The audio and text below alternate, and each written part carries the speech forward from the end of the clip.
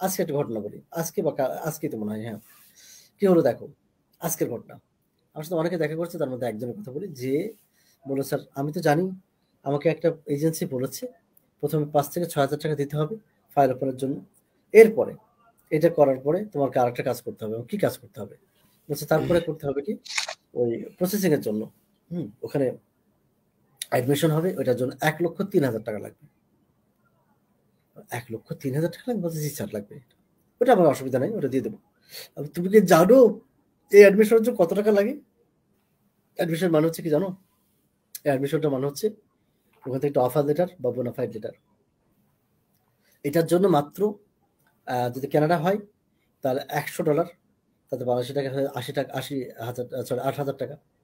অথবা কোথাও লাগছে হচ্ছে আ মানে $১২০। তো ৮,০০০ থেকে ১০,০০০ বা ১২,০০০ টাকা লাগতে পারে। তো ৳১,৩০,০০০ কোথায় লাগবে? তার আগে আরো ৳৫,০০০ দিতে হচ্ছে।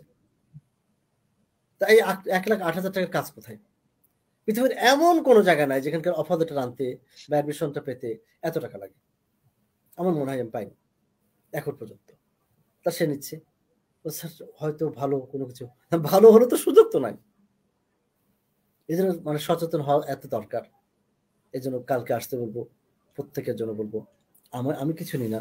কিন্তু একবার আসতে বলব এবং সেটা যেন কালকে হয়। জীবনে একবার হলেও দেখা করা উচিত। তা যেন কালকে হয়। আমার সাথে দেখা না করে কাউকে টাকা দিবেন না। কারণ টাকা দেওয়ার পর বুঝতে পারবেন যা দিয়েছেন তা ভুল করে দিয়েছেন। আর উঠাতে পারবেন না। এজন্য এটিএম থেকে কোনো টাকা পয়সা নেয় না। ভিসা হলে কিছু, না হলে কিছু না।